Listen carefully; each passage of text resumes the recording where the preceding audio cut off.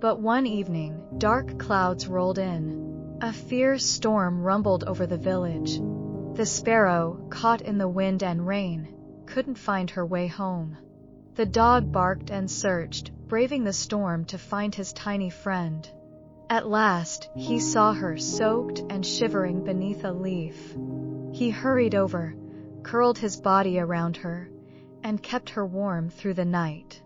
When the sun finally rose, the sparrow sang a sweet song of thanks. A rainbow stretched across the sky, as if the world was smiling at their friendship.